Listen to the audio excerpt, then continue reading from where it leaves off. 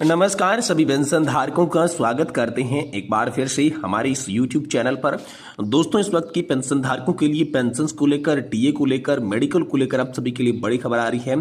साथ ही आपको पेंशन बढ़कर कितनी मिलेगी और पेंशन बढ़ोतरी की तारीख को लेकर आप सभी के लिए आज की प्रमुख बड़ी खबरें निकलकर सामने आ रही है, जिसके बारे में इस वीडियो के अंदर चर्चा करेंगे। जी हाँ दोस्तों, केंद्रीय कैबिनेट की बैठक को लेकर आप सभी के लिए बड़ी खुशखबरी है। 8वें वेतन आयोग का गठन, 54% डीए का ऐलान, रेलवे किराए में 50% की छूट, रिटायरमेंट की उम्र में बढ़ोतरी। जी हां दोस्तों, केंद्रीय कैबिनेट की बैठक में कर्मचारियों और पेंशन भोगियों को 5 बड़े तोहफे मिल सकते हैं। महंगाई भत्ता, रेलवे छूट से लेकर एरियर के भुगतान को लेकर भी आप सभी के लिए बड़ी खबर आ सकती है। वहीं दोस्तों, हम सभी के लिए बात करें तो केंद्रीय कैबिनेट की बैठक के अंदर 18 महीने के डीए एरियर को लेकर भी यहाँ पर जो है मंजूरी देखने को मिल सकती है।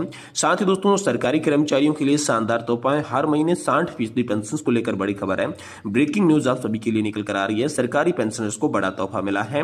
अब 25,000 रुपए तक पेंशन का फायदा मिलेगा। हर महीने 60% पेंशन आप सभी को दी जाएगी।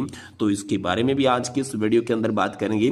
वहीं बात करेंगे पेंशन धारकों के लिए राहत भरी खबर है। पेंशन को लेकर जारी हुए नए दिशा निर्देश, मिलेगा बड़ा लाभ। तो आखिरकार क्या नए दिशा निर्देश जारी हुए हैं, कैसे बड़ा लाभ मिलेगा, इसके बारे में भी आज की इस वीडियो के अंदर बात करेंगे। इसलिए हम सभी पेंशन धारकों से निवेदन करते हैं कि दोस्तों आज की इस वीडियो को आप लास्ट तक देखिएगा। साथ ही हमारे चैनल पर नए हैं तो दोस्तों चैनल को भी सब्सक्राइब जरूर कर लीजिएगा। तो चलिए बिना किसी देरी के वीडियो के अंदर खबरों का सिलसिला शुरू करते हैं और आप सभी को आज की पेंशन धारकों से जुड़ी सभी खबरों को सही सटीक और तथ्यों पर आधारित दे देते हैं। जी हाँ दोस्तों, पहली बड़ी खबर की बात करें तो केंद्रीय कैबिनेट की बैठक को लेकर आप सभी के लिए बड़ी खुशखबरी आ रही है।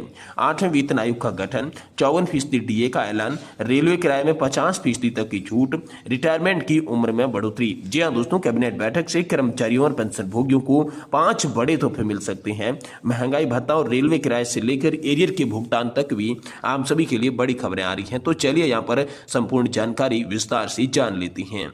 कर्मचारियों और पेंशन भोगियों के लिए हाल ही में कई बड़े फैसले लिए गए हैं, जो कि उनके आर्थिक और सामाजिक जीवन पर सकारात्मक प्रभाव डालेंगे। इन फैसलों में महंगाई भत्ता, कम्यूटेशन, रेलवे किराए में छूट, 8वें वेतन आयोग और एरियर के भुगतान से संबंधित महत्वपूर्ण घोषणाएं की हैं। तो आइए यहाँ पर एक एक करके सारे स्टेप को जान लेते हैं। सबसे पहले महंगाई भत्ता 53% का भुगतान। जी हाँ दोस्तों, केंद्रीय कर्मचारी और पेंशन भोगियों की महंगाई भत्ते में वृद्धि की घोषणा हो चुकी है। अब महंगाई भत्ता 50% से बढ़कर 53% कर दिया गया है। इसका भुगतान अक्टूबर 2024 की पेंशन और वेतन के साथ किया जाएगा। इसी के साथ ही जुलाई, अगस्त और सितंबर 3 महीनों का एरियर भी आप सभी के खाते में जमा किया जाएगा, जिससे पेंशन भोगियों को वित्तीय राहत यहाँ पर मिलने वाली है। दूसरी है कम्यूटेशन की रिकवरी नहीं होगी। जी हाँ दोस्तों, पेंशन भोगियों के बीच कम्यूटेशन को लेकर हमेशा चिंता रहती है कि क्या उनकी मृत्यु के बाद परिवार की पेंशन से कम्यूटेशन की कटौती की जाएगी। दोस्तों, इस पर वित्त मंत्रालय ने स्पष्ट कर दिया है कि मृत्यु या पर पेंशन भोगी की मृत्यु के बाद पारिवारिक पेंशन से कटौती नहीं की जाएगी। इसका मतलब है कि परिवार को पूरी पेंशन का लाभ मिलेगा, कम्यूटेशन की बकाया राशि माफ हो जाएगी। वहीं दोस्तों, तीसरी है वरिष्ठ नागरिकों को रेलवे की छूट की बहाली। जी हाँ दोस्तों, कोरोना महामारी के दौरान वरिष्ठ नागरिकों के लिए रेलवे किराए में दी जाने वाली 50% छूट को बंद कर दिया गया था। अब पेंशन भोगी समाज ने केंद्र सरकार से इस छूट को पुनः बहाल करने की मांग की है, क्योंकि देश की आर्थिक स्थिति अब यहाँ पर जो है स्थिर हो चुकी है। सितंबर महीने में होने वाली कैबिनेट बैठक में इस पर चर्चा होने की संभावना है। उम्मीद की जा रही है कि वरिष्ठ नागरिकों के लिए रेलवे किराए की छूट फिर से शुरू की जाएगी। चौथी मांग है कि 8वें वेतन आयोग को लेकर गठन की बात आप सभी के लिए सामने आ रही है। जी हां, केंद्रीय कर्मचारियों के वेतन को सुधारने के लिए 8वें वेतन आयोग की मांग जोर पकड़ रही है। सांसद आनंद भदौरिया ने प्रधानमंत्री नरेंद्र मोदी को पत्र लिखकर आयोग के गठन की मांग की, ताकि 1 जनवरी 2026 से इसका लाभ मिलना शुरू हो जाए। वित्त सचिव ने संकेत दिए हैं कि आयोग का गठन जल्द किया जाएगा, जिससे केंद्रीय कर्मचारी और पेंशन भोगियों के भविष्य में वेतन वृद्धि का भी लाभ मिल सकेगा। और वहीं पांचवा था एरियर के भुगतान को लेकर। जी हां दोस्तों, हिमाचल प्रदेश के मुख्यमंत्री सुखविंदर सिंह सुक्खू ने स्वतंत्रता दिवस के मौके पर पेंशन भोगियों को बड़ा तोहफा दिया। उन्होंने घोषणा की कि यहाँ पर जो है 75 साल या इससे अधिक आयु के पेंशन भोगियों को 6ठे 7वें वेतन आयोग का बकाया एरियर जल्द ही दिया जाएगा। इसी के साथ अन्य कर्मचारियों का भी जो भी बकाया एरियर है उसका भुगतान ही जल्द किया जाएगा। इससे उन्हें बड़ी राहत जो है देखने को मिलेगी। और दोस्तों रिटायरमेंट की उम्र में बढ़ोतरी को लेकर भी आप सभी के लिए बड़ी खबर आ रही है। दोस्तों चतुर्थ श्रेणी कर्मचारियों के लिए एक और बड़ी खबर आ रही है। अब इन कर्मचारियों को रिटायरमेंट की उम्र में 58 साल से बढ़ाकर 60 साल कर दिया गया है। कोर्ट के आदेश के बाद वित्त विभाग ने यह फैसला लिया, जिससे कर्मचारियों को अपनी सेवाओं का लाभ 2 साल और मिल सकेगा। इन सभी घोषणाओं से पेंशन भोगियों और कर्मचारियों को आर्थिक रूप से लाभ मिलेगा और उनकी कई वर्षों से लंबित समस्याओं का यहाँ पर समाधान निकाला जाएगा। ये बड़ी खबर हाल फिलहाल में आप सभी के लिए निकलकर सामने आ रही है। वहीं दोस्तों अगली बड़ी खबर की बात करें तो आप सभी के लिए ब्रेकिंग न्यूज निकल कर आ रही है। सरकारी पेंशनर्स को बड़ा तोहफा, अब 25,000 रुपए तक का फायदा, हर महीने 60% पेंशन मिलेगा। जब दोस्तों वित्त मंत्री निर्मला सीतारमण ने हाल ही में बजट 2024 पेश करते हुए टैक्स पेयर्स और पेंशनर्स दोनों के लिए कई बड़ी घोषणाएं की है।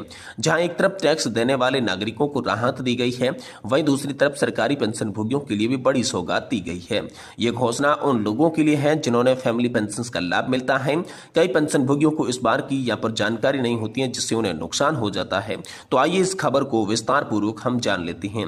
देखिए दोस्तों स्टैंडर्ड डिस्कशन की लिमिट बढ़ाई गई है। सरकारी और गैर सरकारी कर्मचारी और पेंशनर्स दोनों के लिए वित्त मंत्री ने स्टैंडर्ड डिस्कशन की लिमिट को 50,000 रुपए से बढ़ाकर 75,000 रुपए प्रतिवर्ष कर दिया है। इसका लाभ उन लोगों को मिलेगा जो नई कर व्यवस्था का विकल्प चुनते हैं। इससे कर्मचारियों और पेंशनर्स को कर में राहत मिलेगी और उनकी कर देयता में कमी आ जाएगी। वहीं दोस्तों फैमिली पेंशन की राशि कितनी होती है, इसको लेकर बात करें तो फैमिली पेंशन की राशि कर्मचारी की अंतिम बेसिक का 30% के बराबर होती है। यह पेंशन कम से कम 9,000 रुपए प्रति माह होनी चाहिए।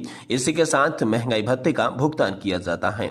तो दोस्तों सेवा के दौरान मृत्यु की बात करें तो अगर कर्मचारी की सेवा के दौरान मृत्यु हो जाती है तो उसके परिवार को अगले 10 साल तक बढ़ी हुई पेंशन यानी कि अंतिम बेसिक वेतन का 50% मिलता है। इसके बाद ये राशि 30% कर दी जाती है।